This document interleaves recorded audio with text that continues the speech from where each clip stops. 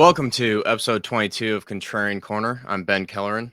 Today we have a very special guest on. His name's Larry Johnson. He's a former CAA, but he's also the best dressed geopolitical analyst and the king of the Hawaiian shirts. So, going to be a very interesting conversation. We'll be talking about Israel, Ukraine, everything else going on in the world. I'm sure we'll talk a little bit about the U.S. election too. But Larry, thanks for coming on. Oh, Ben, pleasure to be with you, man. Yeah, so I think it'd be good to start with Israel and what's going on there, because I think that's kind of everyone's focus now in financial markets and kind of geopolitics, kind of paying attention to what's going on. And my view is kind of that Netanyahu is determined to drag the U.S. into direct conflict with Iran before the U.S. election. But I'd be curious to hear a breakdown of what you think is going on over there. Yeah, the drowning man syndrome. Grab somebody else and take them down with you. It depends on whose narrative, whose gaslighting you want to listen to.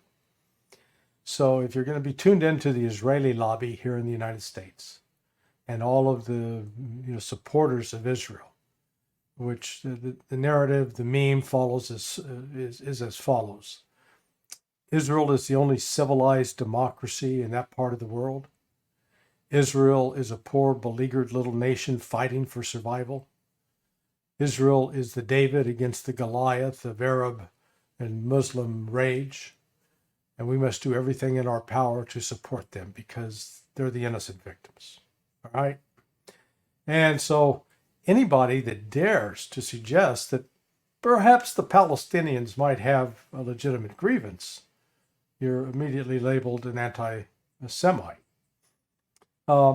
The Israelis keep telling themselves too, "Oh yeah, we're winning, man. We're triumphant across the board, and we're doing so well in Gaza, and we're opening up on the front in the West Bank. Let's also attack into southern Lebanon. Let's take on all of Lebanon, destroy Lebanon, and take on Iran while we're in the process." Now, I always had a rule growing up. If I'm going to get into a bar fight, I want to make sure it's my family that owns the bar, because the last thing you want to do is get into a bar fight where it's somebody else's family that owns the bar and you're all by yourself. And that's the situation where Israel has placed itself. When this war started on October 7th, because again, that wasn't a terrorist attack, it was a military attack by Hamas with clear military objectives. That completely shocked Israel, but I think Israel had enough, at least Netanyahu, they knew it was likely to happen, and we're going to use it as a pretext to destroy Gaza. They vowed that they would defeat Hamas.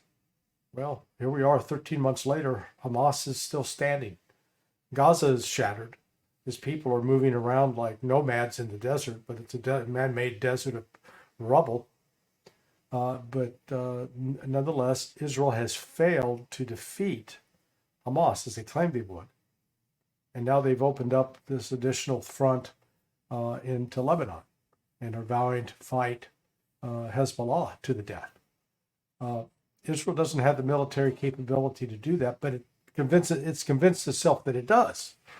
That all it needs to do is just punch the other side in the nose, and they'll collapse into a crying heap and will give up. But that's not how the real world plays out. So we're at a situation where Israel's making increasingly desperate, stupid decisions, and they've achieved unifying Hamas and Hezbollah in a way that Hamas and Hezbollah never really ever were unified or worked together. Yeah, I think it's interesting too, because seems like once a week or once every couple of weeks you see different videos popping up from what's going on either in Lebanon or in Gaza there. Like the most recent one was I think a refugee tent area, and it's just basically lots of burning bodies. It's very it's very disturbing. So I'm not going to be sharing it, but it seems like stuff like that comes out on a pretty frequent basis. So yeah, you can see a small girl waving her hands in the midst of that fire, pleading for help, and she dies. This Israel's attempts to portray Hamas and Hezbollah as savages, and they did so by a piece of it's pretty effective propaganda. And immediately after October 7th, they started pushing the lie that Hamas had beheaded 40 babies. Now, I remember when I first heard that, I'm a grandparent, so I know right off the bat there'd be at least 40 pairs of grandparents out there with the holding up signs with the picture of their lost grandchild. Well, that didn't happen. And it said also, what were the names of those grandchildren, those babies? Oh, no names? So right away you knew that it was just bullshit. It was an Israeli lie. There was one one toddler that was shot and killed. A bullet passed through a door. It was not an intentional shot, unlike what the Israelis are doing to the Palestinians. It could be labeled an accident, collateral damage, but that's one, not 40. Same thing with the claims about rape. So on everything that Israel says, it's projection. They're accusing Hamas and Hezbollah of doing what Israel itself is doing. When Israel says it's Hamas beheading babies, no, it's Israelis shooting babies. You just had the New York Times have a front page story based upon the testimonies of multiple doctors, medical personnel, that the number of children that they treated or unable to treat, who were brought into them with bullet wounds in the head or in the chest, testified to the fact that they were shot deliberately by Israeli snipers with high-powered weapons, something that would shoot like a 7.62 by 51, a 308. You got Israel killing children. You got Israeli prison guards raping Palestinian men and sexually humiliating them. So again, everything that Israel has accused Hamas of doing to Israel to paint Israel as the victim, it's just the opposite. It's the other way around. It's been Israel that's been victimizing. Yeah, it's pretty interesting to watch kind of the divergence in the narrative, like you said. I think a lot of stuff has started to shift since October 7th.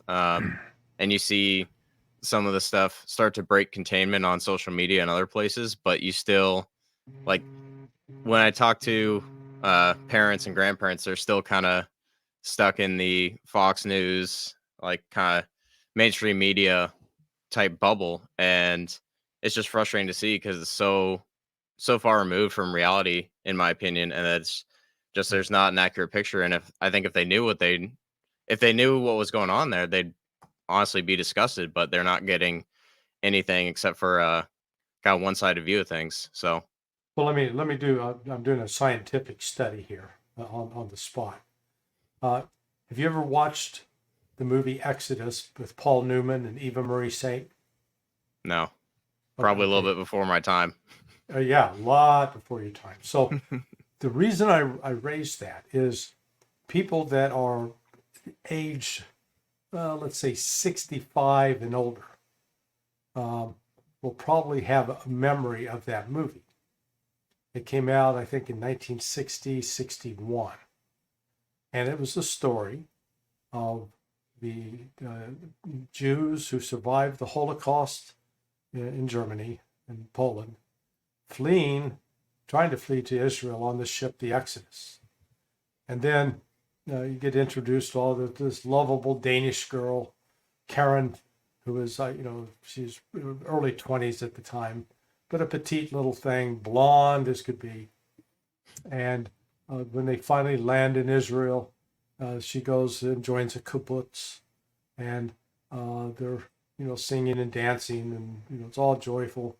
And then those nasty Arabs rise up and try to drive the Jews into the sea. And the Jews fight back, including with terrorist groups. The Stern Gang, it was ironic, they talk about the Stern Gang in this movie and actually try to make them look like something positive. And at the end of the movie, the beautiful little blonde girl is raped, murdered by those Arab Muslim thugs. but the Israelis pick up their rifles and march off to battle. Okay, the reason I go into the detail on this movie, and I think you haven't watched it, you should, because you'll understand why it is that people my generation hold the views they do. They were propagandized from that movie, which portrayed Israel as David, the nasty Arabs and Muslims as Goliath, and that the victimhood of Israel that must be protected at any cost, any price, and that has that has fueled a lot of support from people. That's why you see Lindsey Graham and Mitt Romney and all that crap. But you haven't seen it, and most, I would say, probably 99% of people your age and younger, they've never seen the movie. So it's not part of your consciousness. Instead, you're affected by TikTok and Instagram and maybe Facebook and whatever, and other social media platforms. You can watch it on YouTube, where you can see the images for yourself. And despite what Israel says, you see what they do. And you're smart enough to be able to say, wait a second, they're claiming victimhood here, and they're the ones inflicting the punishment.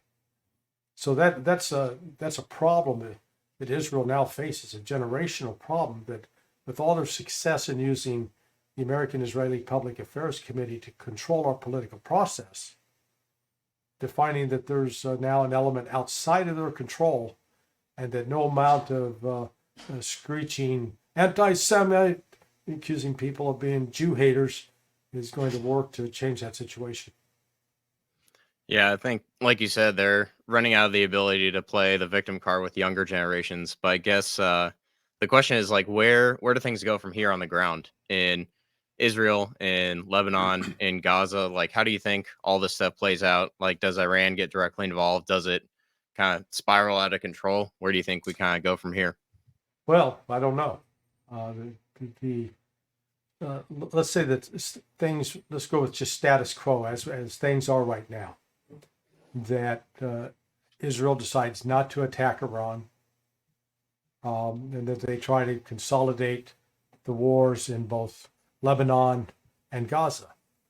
This is a war of attrition. Israel is not and never has been equipped to fight a war of attrition. Now, they're not suffering as many casualties as the Palestinians are, but Israel's not good at taking casualties, and so they're rapidly they're coming up on 1,000 KIA within this last year, and if so far they have not advanced very far into Lebanon at all, and if they do that, the casualty rate's going to skyrocket. We saw overnight, yesterday, Hezbollah pulled off a drone attack on a DFAC, a dining facility. DFAC is the military acronym for it. And Prosec's killed at least 5 Israeli soldiers, 4 of whom were 19, and wounded well over 72. Varying, some were considered as critical, some were considered as minor, but nonetheless, everybody, 72 get a Purple Heart or something out of that. Israel does not have the capacity to fight to have this war go on for another 2-3 years. It doesn't. Hezbollah does. And that's where Israel's going to run into problems. Already the economy is tanking. They've been downgraded twice by Moody's in terms of their bond rating. One more downgrade, they're going to be at the level of junk bond territory. Their army is made up almost entirely of reservists, and that means you have to call people into service. They have to leave their job and they go into the army or the Air Force, and then they're away from work for 2 to 6 months, and then they go back. And so it's all very disruptive to the economy. But the loss of life is such that we look and say, well, they lost 4 yesterday. Well, it was, think back in what it was like during the Gulf War. You may have even been too young for that in 2003, that when the casualty reports came in, Americans were reacting strongly to just the deaths of 2 or 3 soldiers a day. And when Israel's much, Israel is 1/50th the size of the United States. And yet, so those deaths resonate much more strongly.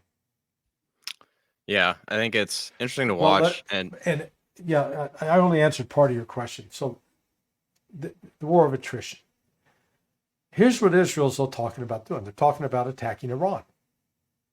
Because they're, again, they don't go back and look at the fact that they started this thing. They really did start it.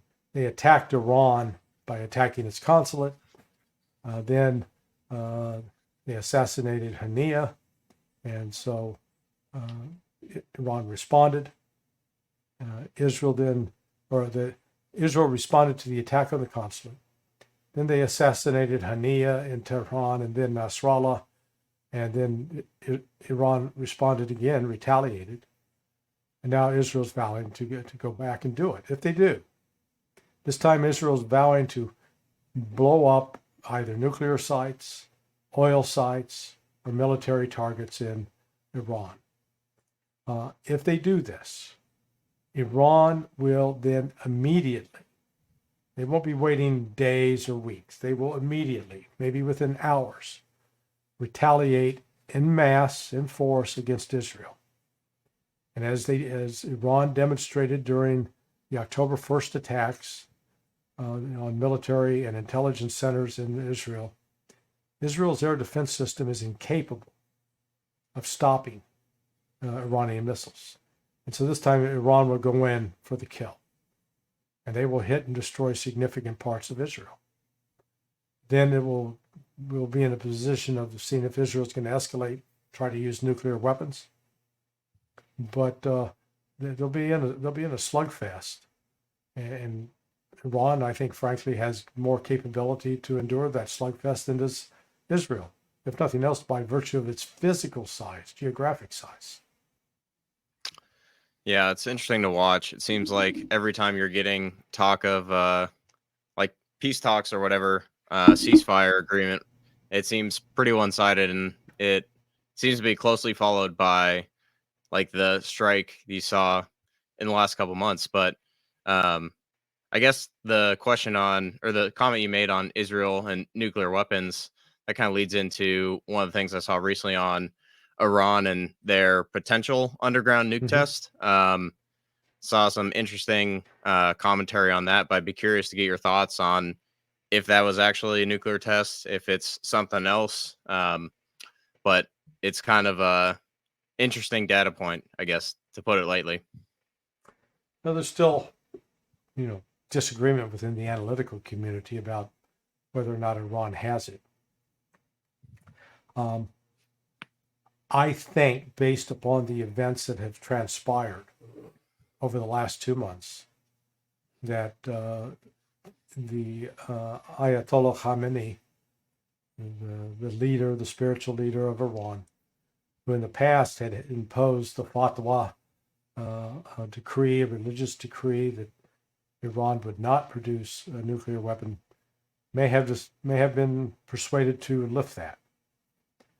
If he has lifted that, then Iran certainly would be able to produce quickly a functional nuclear warhead, and has the missile capability to deliver it. What I know for certain is that Iran has the scientific capability, they have the engineering capability, so and they've got the ability to produce fissile material.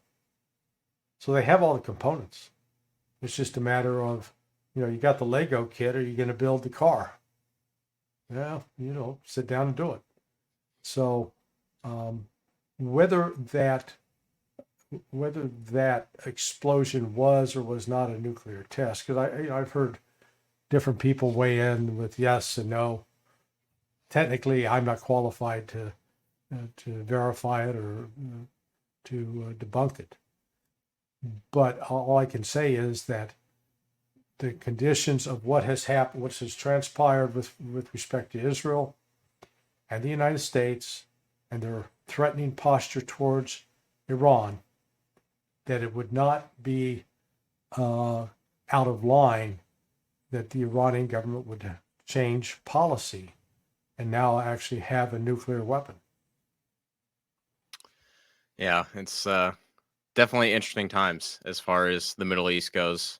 I guess the last question before we kind of move on to Ukraine is, how likely do you think it is that the U.S. gets directly involved in what's going on there? I've seen more troops being moved to the Middle East and some of the headlines on that, but I don't think the appetite here in the U.S. is very high for another Middle East boondoggle. So I'd be curious to hear your thoughts on what the U.S. does if things continue to escalate.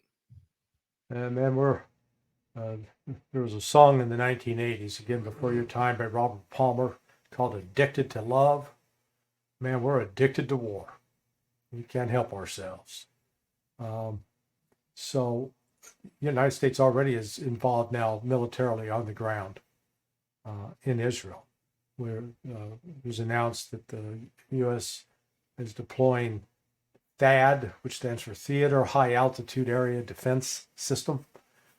And basically it's an air defense missile, but it doesn't have an explosive warhead. It just, it's like firing a bullet and hoping that that bullet hits something hard, and through a kinetic force cause the destruction of an incoming missile. It's of questionable value. I think this is more sort of a symbolic gesture by the United States to say, okay, hey, Israel, we're with you. We're sending you some crap that doesn't really work, but hey, we're with you. Because once you get U.S. forces there on the ground, then they can become casualties. Now, there are some have argued that, okay, yeah, you start killing U.S. soldiers there, boy, we're going to get involved with the war. Well, think back to 1983. I think it was October, and Lebanon, when car bomb. The mastermind behind this was a fellow named Ibn Mughniya, aligned with Hezbollah, set off this truck bomb, into a building that was housing U.S. Marines who had been put ashore.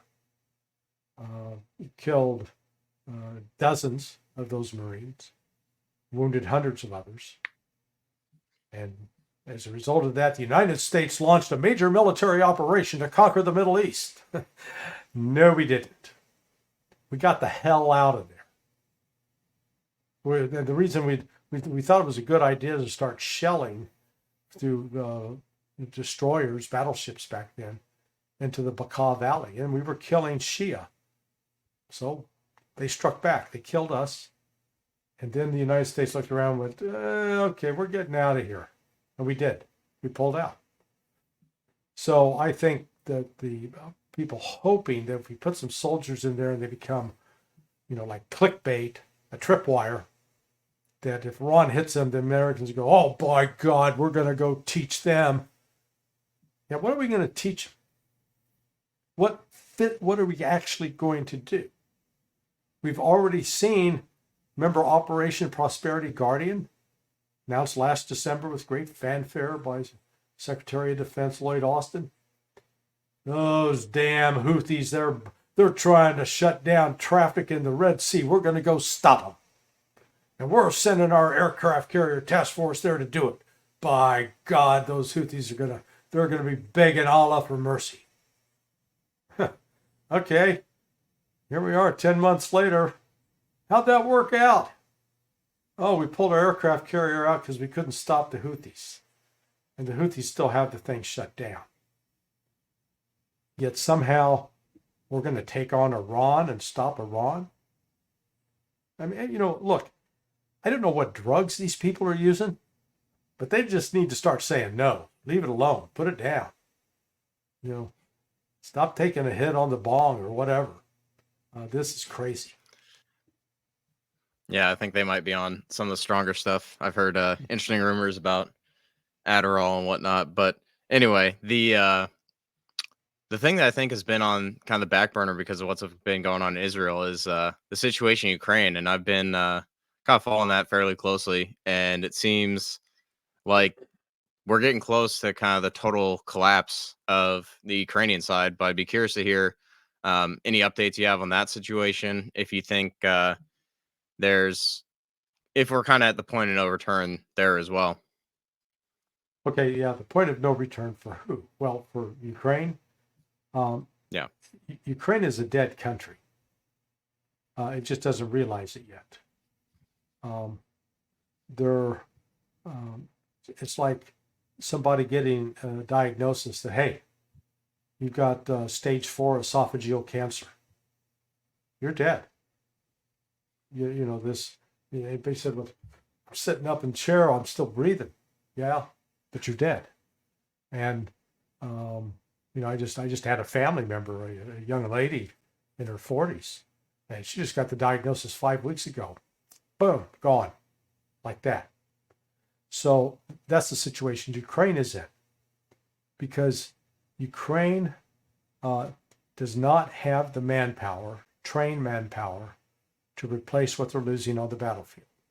So that's rule number one. Sort of rule number 2 with respect to winning wars. You need to have trained, experienced officers. Well, the problem Ukraine is running into is the officers are being treated so quickly. You got really 2 classes. You got the, what are known in military acronyms as REMFs, REMFs. Well, it stands for rear echelon motherfuckers. Guys who are not at the front, who sit back, give orders, but they're never up front to follow them or have to implement them. And then you have other officers who are actually up there on the front lines, but they're getting killed and wounded, and then having to be replaced with much younger people with much less experience. So right off the bat, you're into this downward spiral. It'd be one thing if Ukraine had a location where it could send 10,000 people a month to start going through basic training and keep them in that training for 6 months. So that at the end of 6 months, you're getting 10,000 new trained soldiers to fill the front ranks. Well, that's not what's happening. Several Western news outlets have reported that these people are being caught on the street, shoved into cars, taken to a military induction center, given a uniform, given a gun, not even necessarily told how to load the rifle, how to disassemble it, to clean it. And then within 2 to 3 weeks are suddenly at the front lines. Hell, even General Syrskyi, the head of the Ukrainian military, has admitted to that. Well, sorry, if that's the state of your military leadership, you're losing, you're dying. Those people are just cannon fodder at that point. Exactly. And then if you're a 22, 23-year-old guy in Ukraine and you're looking around saying, man, I ain't gonna be no cannon fodder. And so they get out of the country. They've left or try to leave. And so the estimates are that Ukraine's population pre-February 2022 was 42 million. Estimates are it's now down to like 19, 20 million. So they're at a place where they're not going to have enough babies born to replace the lost population. And that means the population will keep contracting and contracting and contracting. So that's why I say it's a dying country now. And if the West could provide aid, which the West cannot, because the West is short of Patriot missile batteries, short of other air defense systems, short of 155 millimeter artillery rounds, short of artillery barrels, the barrels that actually fire those shells, shortages across the board. They can't provide that, and even if they could provide it, there aren't the trained personnel on the Ukrainian side to take it and use it. And so they're up against, it's just the opposite for the Russians. The Russians they've been recruiting at a rate of 30 to 40,000 a month over the last now 2 years. Significant numbers. And they actually get away. They're out for six months or more of training. And they're not being thrust into combat under desperate conditions. And the Russian industrial capability, for example, recent news reporting that Russia alone produces every month 455 millimeter artillery shells than the United States and NATO combined. Think about that. So with the United States and NATO supposedly the most powerful economies and powerful militaries in the world, you can't keep pace with Russia on just artillery shells. But Russia's spinning out drones of new types, new technologies, tanks, the artillery pieces themselves, armored personnel carriers. Russian economy is booming. Their problem is a shortage of manpower, and but that may be made up with bringing in foreign labor. Yeah, I think to your point there on the production capacity, it kind of shows the difference between financialized economies and like a place like Russia where Right. they actually have that productive capability. But I'd be curious to hear your thoughts on some of the drone warfare stuff because I think that's a very interesting rabbit hole to go down. It kind of, I mean, it goes back, I mean, last 5-10 years, but it seems like with this conflict, it's been like with what's going on in Israel. Like you see some interesting videos of different drones, different technologies. Like I've seen one that drops like thermite or something on a forest, and there's different things developing there. So I'd be curious to hear your thoughts on the drone technology and kind of where we go from here on that. Yeah, so actually, we're coming up on about a quarter of a century where drone technology really first emerged as being used in combat and intelligence operations. Right after 9/11, it was considered a top secret program back then, but the CIA was using drones to spot and follow possible terrorist targets in Afghanistan. There's one story I heard from one of my friends who was in charge of the program at the time is they were following these two Afghan fighters, and they're in a pickup truck. And at one point, the pickup truck, they pulled over to the side of the road, and the two guys got out and decided to have sexual relations. And it was all being recorded by the CIA. Okay, so you've gone from that to then you got the big drones like the Predators, the Reaper. They're like the size of a full-fledged aircraft, and can drop a major bomb and can stay aloft for hours. They have quite a sound signature. But then what has unfolded now in this special military operation, and it didn't happen initially, but it's become more active over time. First, the introduction of the Shahed drones out of Iran. Well, you had two. You had the Bayraktar out of Turkey, but the Bayraktar turned to be a bit of a bust. It was not a very effective one.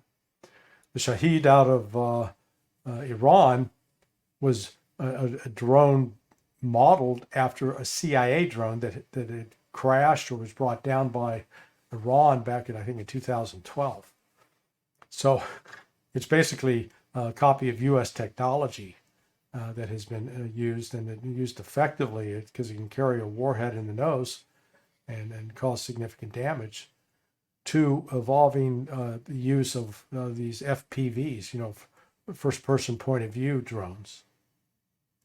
And the counter to them is, electronic warfare, that or a shotgun. If you're a good trap or skeet shooter, hey, you could be called into service over there and could, win some awards. But as the electronic warfare started gearing up, the Russians then introduced fiber optic drones. And it's like a wire-guided, anti-tank guided missile, except it's attached to a fiber optic cable.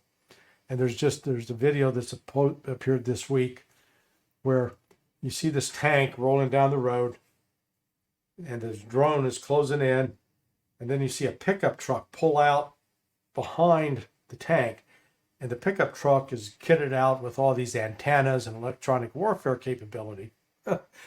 And this drone just flies past the pickup truck and boom, clear picture until it blows up the tank.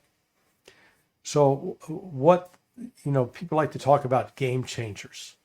When the history of this war is written and, Russia's victories confirmed, the game changer in this war, number one, will have been drone warfare. Because drone warfare fundamentally changed how war is conducted. It provided real-time intelligence, surveillance, reconnaissance activity in a way that had never been used in any prior conflict. It provided the means to launch specific attacks in specific locations without having to put your own troops at risk. It involved ways to destroy enemy equipment with great precision, and to do so with relatively inexpensive technology. That's the other thing that's shocking about it. It's not, you're not talking $1 million a pop on a drone. In fact, what you've seen is the West, its entire foundation of its military technology are expensive weapon systems that were designed for sales overseas so that those profits could be returned to the shareholders. So that's why, you get Patriot missiles. Each one costs like $1 million to fire. And if they're going after a $50,000 drone, it doesn't, the cost benefit ratio goes way down. Yeah, I've seen some interesting things, like you're saying, on the cost to produce, where like over time, some people have been predicting that we're gonna be seeing these things produced for like less than $1,000 each. But Yeah. I think that's where you get to, like you said, the scale of being able to put out thousands of those and still have it be cheaper than like one Patriot missile. Like, it's a very interesting kind of divergence where like that approach is going to be very different from the expensive toys that are good for corporate profits, like you said, but maybe not so good for the actual situation and where we might be going over the next 5-10 years. Yeah, I mean, you want to have a system that actually works, as advertised, and particularly with the Patriot missile battery, they've proven to be pretty ineffective, and the Russians have defeated them. The Russians, by contrast, people are watching their S-400 system going, "Ooh, I want one of those," because it's a functioning, effective air defense system. And part of the reason the Russians have that is because when George W. Bush became president in 2001, his administration thought it was a swell idea to walk away from the anti-ballistic missile treaty defense agreement with Russia. Russia was going, what are you doing? And so Russia said, okay, if we're no longer on the hook, then we will we'll start building our systems, and they did, and to great effect. And the United States hasn't caught up. In the same way that, the United States government now is relying upon Elon Musk for a space program. What used to be NASA is a joke. And NASA can't can't build a functioning rocket and keep sending astronauts to the space station. The Russians have to fly them there. It's either Elon Musk flies them or the Russians fly them, because we can't. Yeah. Yeah, no, it's interesting because you kind of see the difference in effectiveness and what kind of the motivation is behind some of the spending. But that kind of brings me back to what's going on here in the U.S. And I'd be curious to hear kind of what the next month holds for us with the election coming up and kind of the current situation there. Because I mean, I've kind of been saying for a while that I think like Trump wins in a blowout if the books aren't cooked, so to speak. But I'd be curious to hear your thoughts on kind of what the next month holds for domestic politics. No, I agree. I agree with you that Trump, the conditions are all lined up to favor Trump. Apart from, number one, nobody can stand Kamala's cackles. God almighty, the cackling's like fingernails on a blackboard. Please stop. She's not a smart person. She cannot think on her feet and articulate any kind of coherent thought regardless of what issue you're talking about. So she does not enjoy popular support. And Trump is, despite his status as a billionaire, has really made it his thing going after the working man, working woman, the blue collar, the middle class, which his voice tends to resonate with them. He's a threat to what we call the deep state. That deep state is really the intersection of where government, business, media come together, and it's an incestuous orgy. It's probably the best way to describe it. You get Dana Bash on CNN. Her husband at one time was a Jeremy Bash, number 2 guy in the CIA, and so you get all these crossing paths between government, media, intelligence, military-industrial complex, and it goes beyond a revolving door, man. It's like one of those conveyor belts at a buffet restaurant where the food just keeps coming past and you just grab and eat what you want. That's what Washington has become. So, Trump should win. Now, that said, I personally have some problems with Trump in terms of what he's saying he's going to do. He says, "Oh, all we got to do is just cut off. We're going to cut off trade with China." Well, that'll teach him. Well, if you look at what China's producing, most of our key pharmaceuticals are produced in China.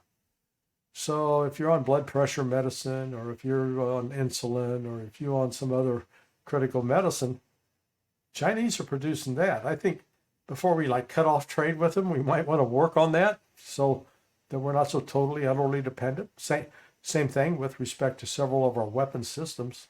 I think the number is 12 different critical military weapon systems were dependent upon parts or rare earth minerals supplied by China. So, so apart from that rhetoric about Trump, I think Trump's natural inclination is to try to negotiate. And we do need to have that mentality back in place where we're willing to talk to these other countries, negotiate, instead of thinking that everything's a nail, we got a hammer, and we got to hit it. Because our war approach has not served this country well at all, given the enormous debt that we've accrued. So now, will they go to great lengths to steal it? Yeah, I think so. They did in 2020. They were still forced to try to pretend that, that was a fair election. No, it wasn't. I mean, just in Georgia alone, they finally admitted they were stuffing ballots. But the lawfare on the part of the Democrats is very powerful, and they've attacked anybody that tried to point out the truth about what was happening. Yeah, I think it's interesting, like you said, the whole media, government, lobbying kind of apparatus is kind of turned into one giant blob where people still think there's some separation and the press can hold government accountable. And I don't think they realize that it hasn't been that way for a long time. So the other thing on your point on the election, it's going to be interesting to watch because, like you said, a lot of people sort of woke up to what happened in 2020, but obviously that didn't change kind of where we are today. But I just have a hard time seeing them running the same playbook in 2024, getting the same results, and no one having much to say about it. So it'll be interesting to watch. But I mean, I just don't think they're going to be able to have the same results this time. So do you watch Saturday Night Live? No. Okay. Not for a long time. All right. So let me give you this. These are what I call warning indicators of Kamala Harris being in big trouble. For the last 2 weeks, back to back, Saturday Night Live in its opening skit has made fun of Kamala Harris and Joe Biden. I mean, this last one they did on Saturday had Joe Biden come out and start sniffing Kamala's hair. Now, the the the hair sniffing by Joe Biden it's been he's done it repeatedly and the press has ignored it. So when I see Saturday Night Live, who in the previous 4 or 5 years, the only person they had attacked was Donald Trump, they would never make fun of the mental frailty of Joe Biden. Until now, they'd never make fun of Kamala Harris being a goofball until now. And then on top of that, you get the New York Times running this front page story about the Israelis murdering Palestinian children, shooting them in the head. So when I start to see that, that tells me that the media narrative machine is shifting. It ain't following the old rule of Donald Trump has to be defeated at any price. And then on top of that, the fact that you got Robert F. Kennedy Jr., Elon Musk, Tulsi Gabbard publicly supporting Trump, and billionaires like Bill Ackman, who Ackman was really a Democrat activist. I've done some work for Ackman, which I'm not at liberty to discuss, but the fact that he's come around, and it's all because of Trump's views with respect to Israel. They see Trump as a much more reliable partner for the Zionists than Kamala Harris. And I think that will be the decisive vote come November. Yeah, that's interesting. The other thing too, like you have seen some of the polls shift where Trump odds have been basically having a pretty good week, but the been seeing some interesting allegations about Tim Walz coming out over the last couple of days. I don't know if you've seen some of those, but that's a little bit more impactful than his recent Elmer Fudd impersonation at the shotgun shooting range. So I'll be curious to see if those have any merit. But wasn't that something? I mean, so this guy was a sergeant major. So when you're a senior non-commissioned officer in an Army infantry unit, for God's sake, you better know how to operate a shotgun. I picked up on, I saw the cartoon meme. Have you seen that where the ducks are flying and he's struggling to get the shotgun working? I mean, they're cartoon ducks and he's not getting any hits. And I thought, what's this? And then when I saw the actual footage, it's even worse. Like, good God, man. Learn how to handle a shotgun. Either there's pump action or it's a semi-automatic. I mean, it looked like it was a pump action to me, and he didn't even figure out how to get the pump operated. So, yeah, crazy. It's pretty funny too, because like if you're setting up for like kind of a photo op like that, like do you not just spend like 15 minutes with like a refresher if you're that rusty? But I mean these people clearly aren't the sharpest tools in the shed. But anyway, look at you express all this common sense. Jesus Christ. Yeah. I thought you were supposed to be young and stupid, dude. Yeah. No, it's the younger generations get a lot of shit, but I think the cream of the crop is going to be able to do some interesting things in the next couple of decades. So we'll see where that goes, but we have to kind of see how the next 5 years, 6 years play out. But I guess I commend you on the fact as well that you knew who Elmer Fudd was. Yeah, the Cartoon Network and some of the other networks when I was little were still doing reruns and stuff like that. So classic stuff, man. Part of your important cultural education.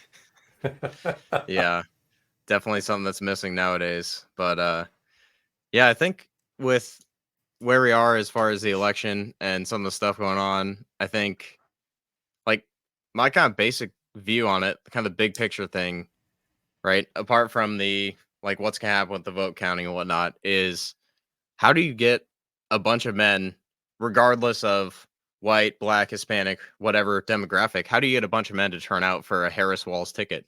And I just don't see it happening. So yeah, and I think there's some who are just genuinely alarmed by it. We'll see.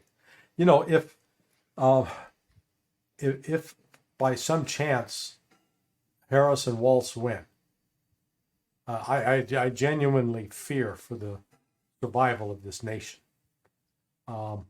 You could wind up in a situation where the governors of Republican states will activate their National Guard to take control of certain functions.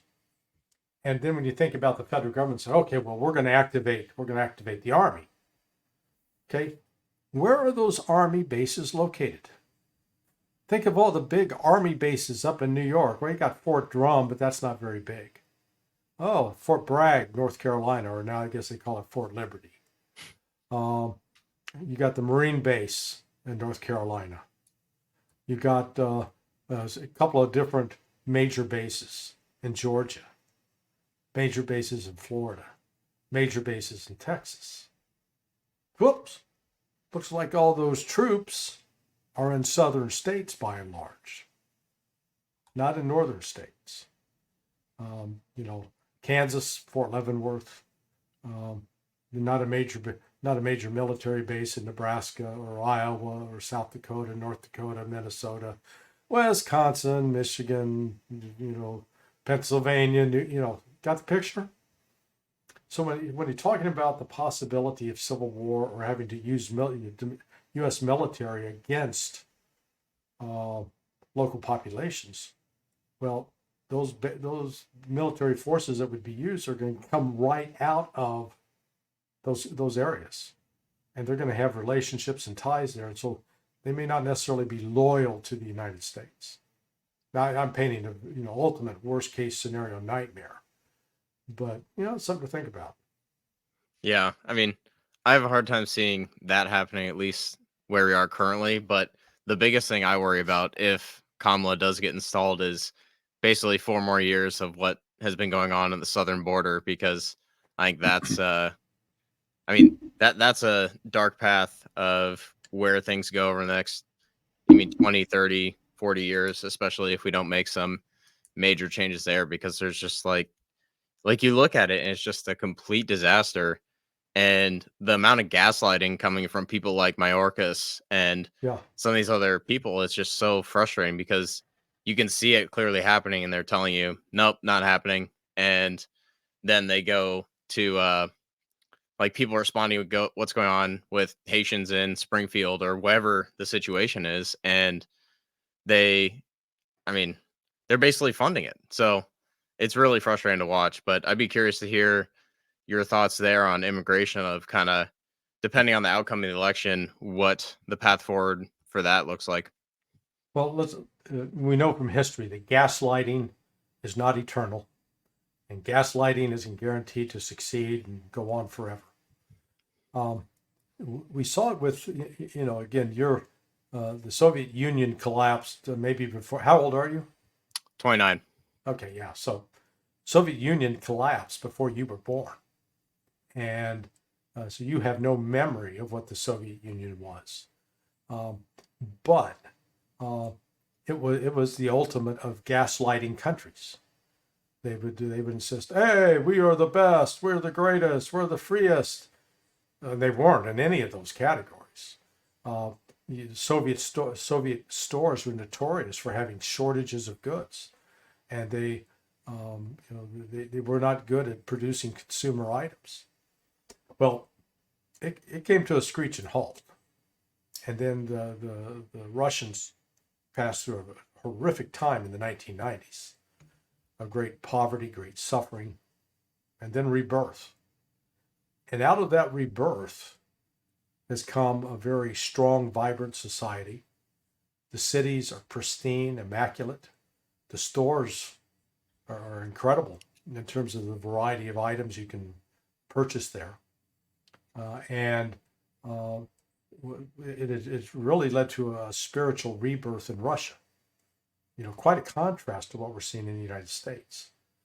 But that's what also gives me hope to know that, you can go through this gaslighting where you're bullshitting yourself, as we're doing.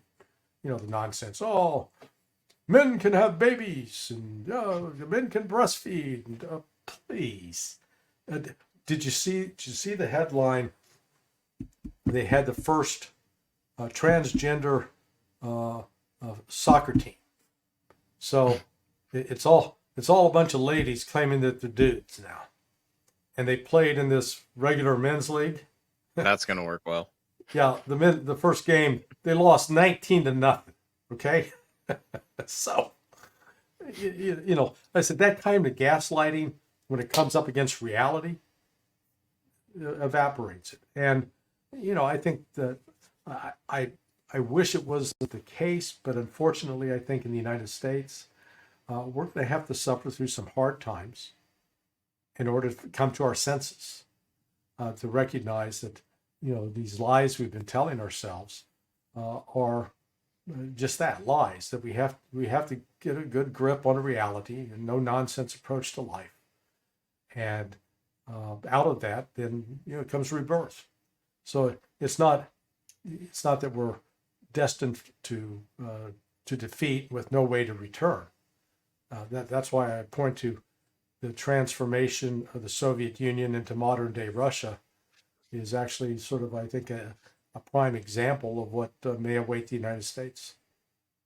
Yeah, I think, like you said, eventually reality is going to come knocking. And on Russia, I think it's interesting to see, like, you look at why Putin's popularity is so high, and people in the West, especially like the political class, like almost can't believe it. But you look at kind of what he's led over the last couple decades, give or take, and it's not that surprising when you look at how far they've come in the last 20 years. So the thing I'd like to wrap up with is kind of the traditional closing question, and that is, what book do you think I should add to my reading list? Can be history, current Yeah, events, whatever you think would be interesting. right now to Andrei Martyanov, so Andrei. Martyanov is Martyanov. He wrote a book 7 years ago. He's written 3 since, and he has a new one out called America's Last War.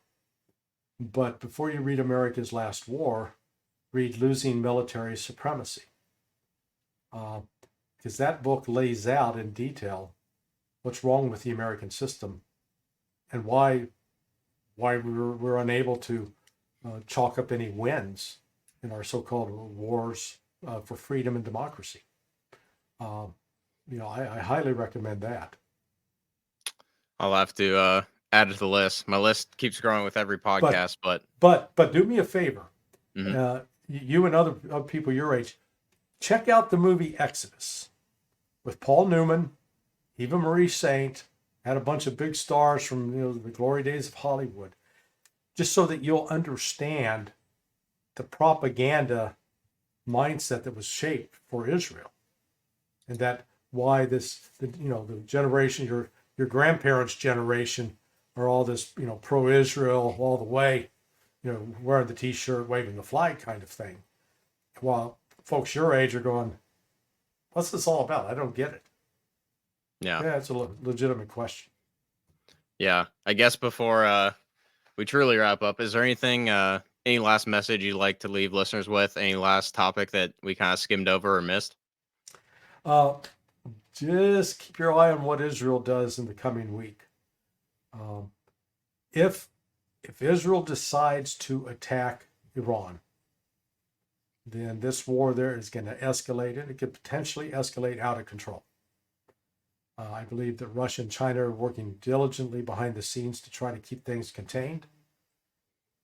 But, you know, these things sometimes have a way of taking on a life of their own and getting out of control.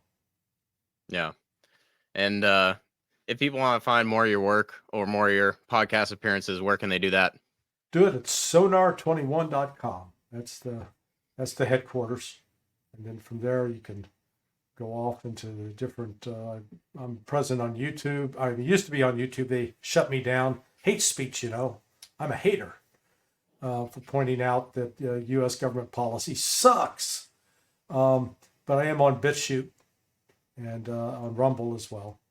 But the primary one is BitChute. I happen to know the owner of BitChute, Jeffrey Warnick. He is fully committed to having speech you can't cancel. So if you're not a BitChute, recommend you get there, and I'd be happy to introduce you to Jeffrey. That'd be awesome. I think that'd be a interesting conversation. I have definitely enjoyed your kind of routine appearances on Daniel Davis deep dive in his show there, but definitely lots of great information on his website, on his various YouTube podcast appearances, all that. So you guys should definitely go check him out. I think with that, we'll be wrapping up. Thanks for stopping by, and we'll see you next time.